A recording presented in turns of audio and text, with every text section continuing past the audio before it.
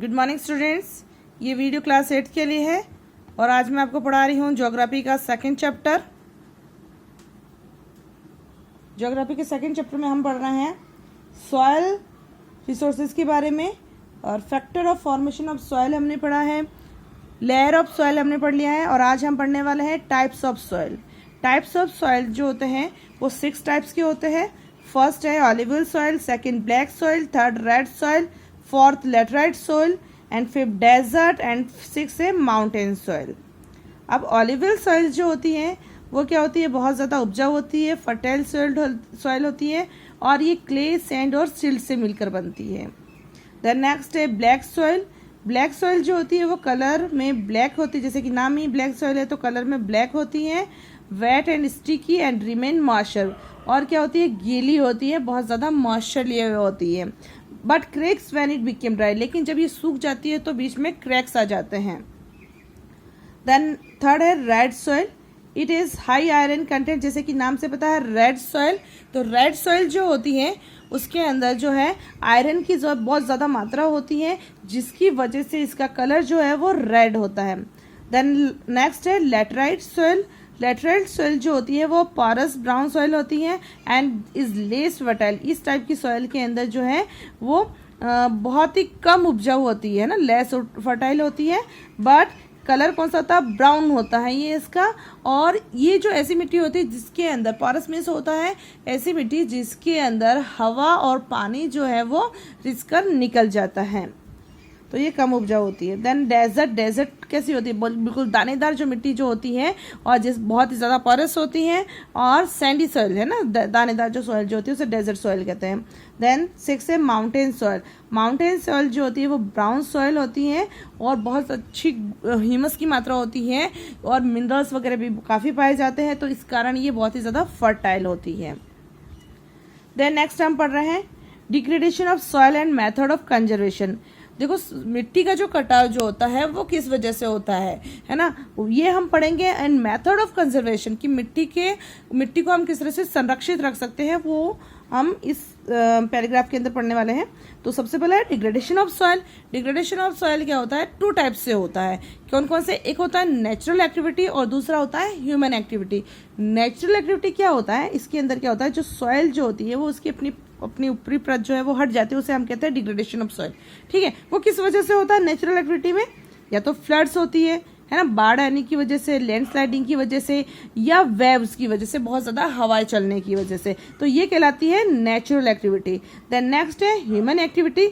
Human activity क्या होता है, ह्यूमन के द्वारा जो काम किया गया है उसके द्वारा जो मिट्टी का कटाव जो होता है उसे कहा जाता है ह्यूमन एक्टिविटी, जिसमें डिफॉरेस्टेशन, ज़्यादा से ज़्यादा पेड़ों की कटाई होना, ओवरग्रेजिंग। ओवरग्रेजिंग क्या होता है, ओवरग्रेजिंग मतलब पशु जो होते हैं, जानवर जो होते हैं वो चारागाहों के अंदर या जहाँ पर भी वो ग्रेजिंग करते हैं, तो वो ग्रेजिंग करते समय क्या करते हैं, वो जो घास फूस होती है उसके साथ में वो मिट्टी को भी खींच लेते हैं, तो इसकी वजह से जो उसकी प्री जो परत जो होती है, जो उपजाऊ मिट्टी जो होती है वो अपनी जगह से हट जाती है। देन नेक्स्ट है रेन वॉश। रेन वॉश पानी के बहाव की वजह से।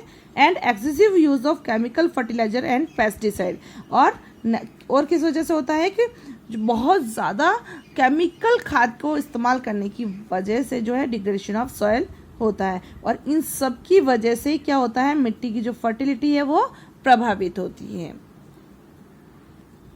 द नेक्स्ट है method of soil conservation.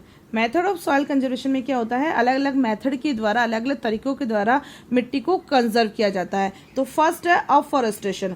Afforestation क्या होता है, इसमें बहुत ज़्यादा से ज़्यादा पेड़ों को लगाया जाता है, जिसकी वजह से जो जैसे पेड़ जो लगेंगे तो क्या होगा, पेड़ क्या करते हैं, मिट्टी को बांधे हुए रखते हैं। ठीक है, तो इसकी वजह से मिट्टी का इरोजन कम होता है, तो एफॉरेस्टेशन। दूसरा है मुल्चिंग। मुल्चिंग क्या होता है, इसमें क्या होता है, जैसे एक ये पेड़ है ना या फिर कोई क्रॉप्स है, तो उसके आसपास क्या करते हैं, ऑर्गेनिक मैटर को बिछा दिया जाता है, जैसे पेड़ों की पत्तियां वगैरह हैं वो यहाँ पर बिछा दी जाती है, तो ये क्या करते हैं, मिट्टी को नमी प्रदान करते हैं, तो उसे कहा जाता है मुल्चिंग। देन है काउंटर बैरियर। काउंटर बैरियर क्या होता है? Along the counter of land stone grass and other vegetation are use as barrier is reduce the water flow and trenches are made in front of barriers to collect water. जैसे कि पानी का जो बहाव वगैरह जो होता है वहाँ पर बीच बीच में जैसे बड़े बड़े पत्थर रख दिए जाते हैं या फिर घास वगैरह पेड़ पौधे उगा दिए जाते हैं, तो वो क्या करते हैं? पानी के बहाव को रोकते हैं, धीरे धीरे कर देते हैं। तो इसकी वजह से जो पानी का बहाव एकदम तेजी से नहीं बहता है, बल्कि वो रुक रुक कर बहता है, जो अपने साथ में मिट्टी को और पानी को धीरे धीरे बहाता है और उससे मिट्टी का कटाव कम होता है। द नेक्स्ट है रॉक डैम। रॉक डैम क्या होता है? इसको हम किस तरह से कंजर्व कर सकते हैं? जैसे ये नदी है और नदी पर क्या किया जाता है? टिम्बर और आयरन के द्वारा, पिलर्स के द्वारा यहाँ पर एक डैम बना दिया जाता है और जिसकी वजह से ही मिट्टी का कटाव कम होता है। देन है टेरेस फार्मिंग। टेरेस फार्मिंग क्या होती है? जैसे पहाड़ है और पहाड़ों पर जो सीढ़ी नुमा खेत बनाए जाते हैं, पहाड़ों को थोड़ा थोड़ा काट कर यहाँ पर सीढ़ी नुमा जो खेत बनाए जाते हैं, ये पानी के बहाव को रोकते हैं और यहाँ पर अच्छे से खेती हो सकती है, खेती भी हो जाती है और जो पानी जो पानी जो बहता जो है वो थोड़ा रुक रुक कर बहता है, तो वो मिट्टी को कटाव को रोकता है। तो इस तरह से सॉइल को कंजर्व कर सकते हैं। देन है इंटरक्रॉपिंग। इंटरक्रॉपिंग क्या होता है? जैसे एक बड़ी फसल, जैसे यहाँ पर एक पेड़ है, फिर बीच में कोई फसल लगा दी गई, फिर दूसरा एक बड़ा पेड़ है, फिर एक दूसरी फसल, छोटी फसल लगा दी गई। तो ये क्या होगा? जब बहुत ज़्यादा पानी का बहाव या हवा जब बहती है तो ये क्या करती है?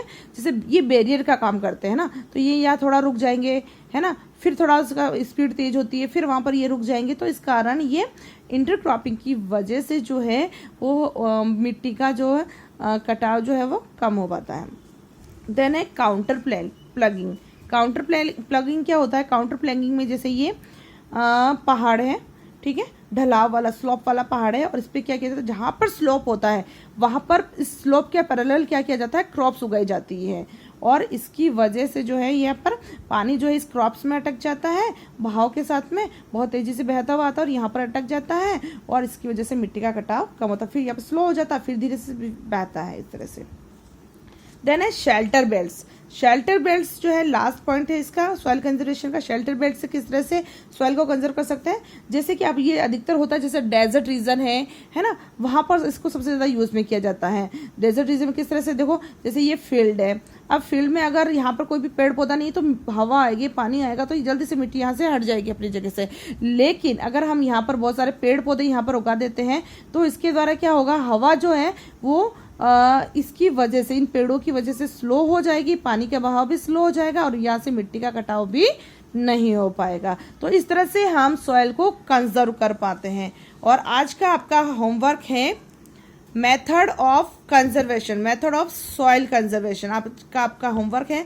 तो ये सिर्फ आपको पॉइंट उतारने हैं यहाँ से: afforestation, mulching, contour barriers, rock dam, terrace farming, intercropping and contour ploughing and shelter beds. और इनको आपको क्या बनाना है? इसका नोट बनाना है। तो जल्दी से इसको नोट कर लीजिएगा। अब आज का आपका होमवर्क क्या है? मेथड ऑफ सॉइल कंजर्वेशन, और इसको आपको नोट करना है, नोट बनाना है आपको इसका।